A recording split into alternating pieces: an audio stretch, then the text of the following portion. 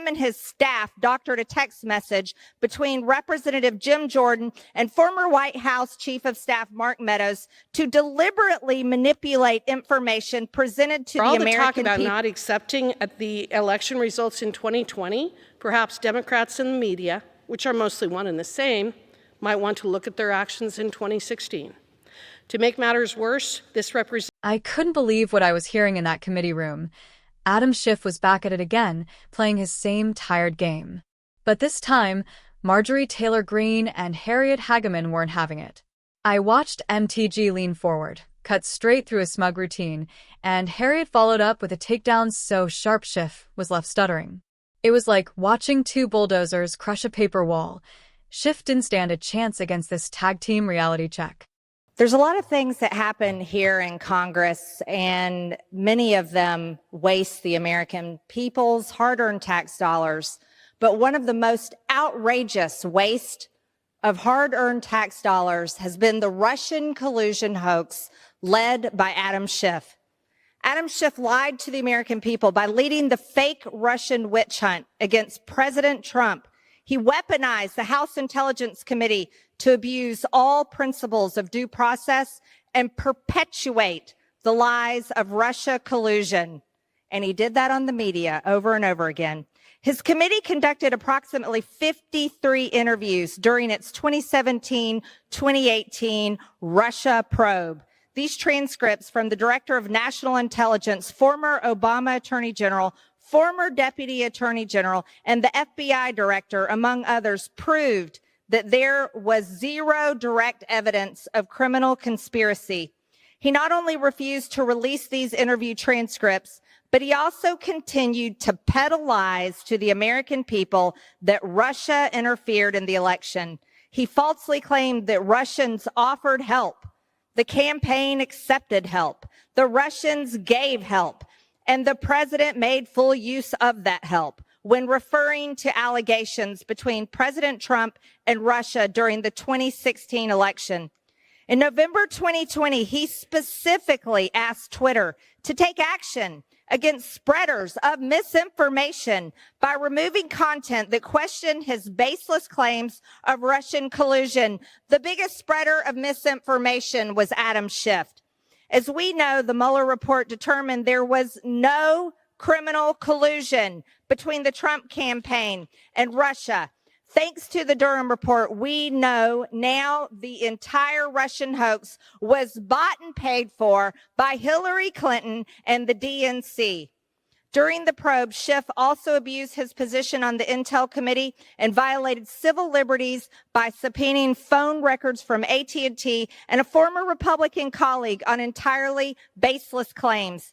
His lies and abuse of power continued during the sham. Hollywood produced January 6th committee witch hunt, where him and his staff doctored a text message between Representative Jim Jordan and former White House Chief of Staff Mark Meadows to deliberately manipulate information presented to the American people. What a lie. He displayed a graphic of a text message which cut a sentence in half and eliminated the final two paragraphs of a detailed legal summary that were contained in the original text message. He did this to peddle more lies to the American people and perpetuate the fake narrative that January 6th was an insurrection, and it was not. And now Adam Schiff is running for Senate. Gentlewoman yields. Thank you. How much time? 1 minute. One more minute. 1 more minute. Gentlewoman's recognized. Thank you. And now Adam Schiff is running for Senate in California. Now, California has a lot of things messed up, and California is not the model that the United States needs. As a matter of fact, their government policies are atrocious. So if California decides to send Adam Schiff to Senate, they will be sending a proven liar, and that's what he's aiming to do. Raise money off of being a liar and running for Senate. I yield back the remainder of my time. Gentleman from Wyoming, Representative Hageman. Gentlewoman's recognized.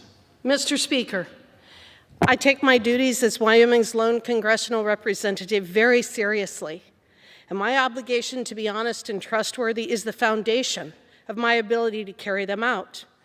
This privileged resolution isn't about politics. It is about the seriousness of being honest and forthright as a member of Congress and upholding the oath of office that we all take upon being sworn in.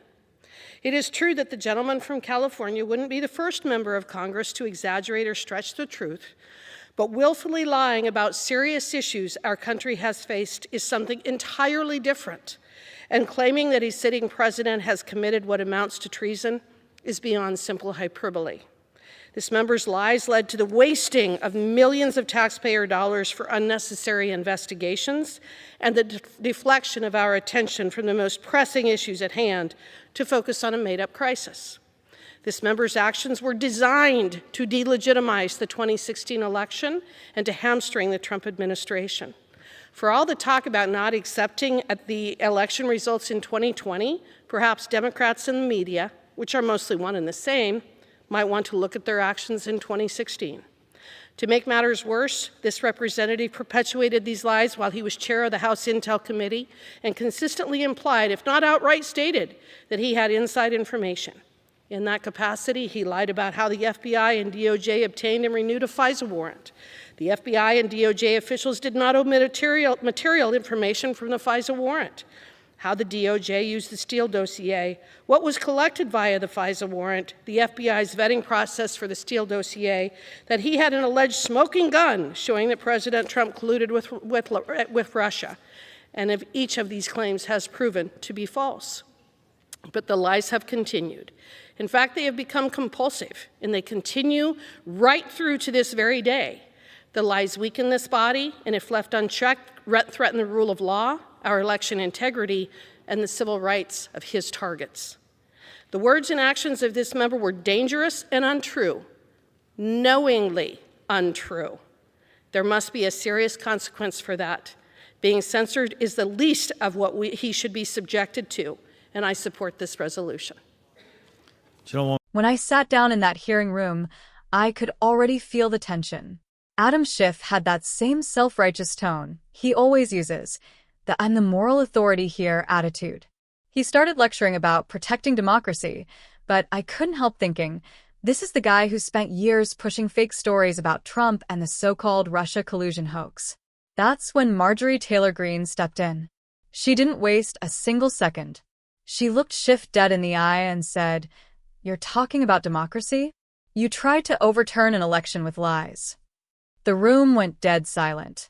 You could tell Schiff wasn't ready for that kind of direct hit. He started fumbling with his papers, trying to dodge the question. But MTG wasn't letting go. She reminded everyone how Schiff was censured by Congress for misleading the American people. Then Harriet Hageman jumped in, calm, sharp, and surgical. She said, "Mr. Schiff, you've spent more time fabricating narratives than protecting our constitutional rights." You could practically see the color drain from his face.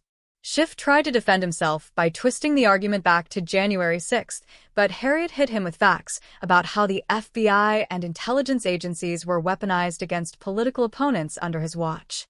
At one point, Schiff tried to interrupt. MTG leaned forward again and said, "You had your time. Now let the truth speak." The crowd behind her murmured in approval. Even some Democrats looked uncomfortable, like they knew this was not going well for Schiff. Harriet then went in for the knockout. She said, "You spent years destroying trust in our institutions, and now you expect us to take lectures from you?